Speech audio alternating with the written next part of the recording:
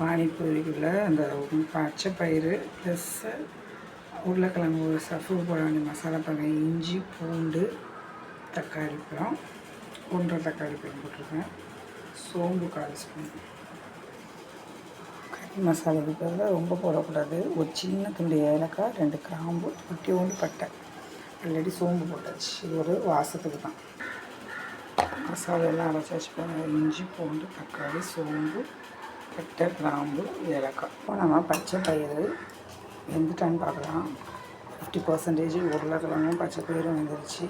So இப்போ இதை full ஸ்பீடில் வச்சிடலாம். ஃபுல் ஸ்பீடில் வச்சோம்னா தண்ணி எல்லாம் வற்றிரும். அப்புறம் தாளித்து விட்டுலாம்.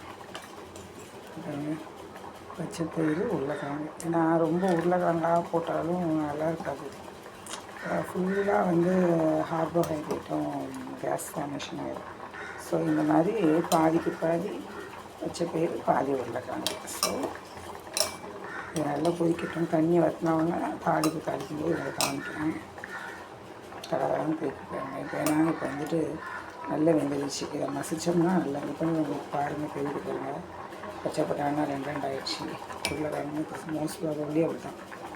ஸோ ஃபுல் ஸ்பீடில் வச்சு தாளித்து விட்டுருலாம். உருளைக்கிழங்கு வந்துட்டாங்க பாருங்கள். வெந்துச்சு பாருங்கள்.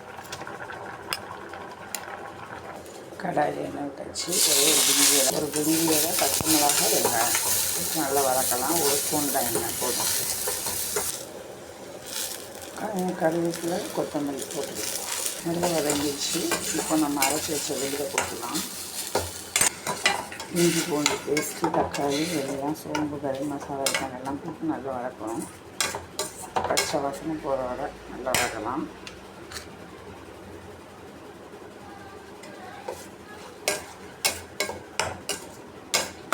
நல்லா வதங்கட்டும். இஞ்சி பூண்டு தக்காளி எல்லாமே நல்லா வதங்கிடுச்சு. ஸோ இந்த டைமில் எல்லாம்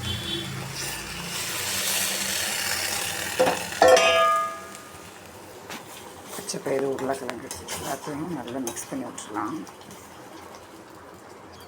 பரவாயில்ல ரெடி ஆகிடுச்சு பாருங்கள். இதை பார்க்கும்போது உங்களுக்கு எப்படி தோணுது பாருங்கள். வடகை மாதிரி இருக்குது பாருங்கள். சூப்பராக இருக்குது பாருங்கள். செம்மையாக இருக்குது. இது அப்படியே வந்து சப்பாத்தி பரோட்டா இட்லி தோசைக்கு வச்சு சாப்பிட்லாம். மசால் தோசை மாதிரி இருக்கும் பாருங்கள். சூப்பராக இருக்குது பாருங்கள். ஆனால் இப்போ நம்ம இன்றைக்கி வந்து நம்ம சப்பாத்திக்கெலாம் சாப்பிடல. இதுதான் வந்து பானிபூரிக்கு ஸ்டஃப்பு பாருங்கள். சூப்பராக இருக்குது பாருங்கள். உருளைக்கிழங்கு எல்லாமே ரெடி ஆகிடுச்சு. ஹெல்த்தியான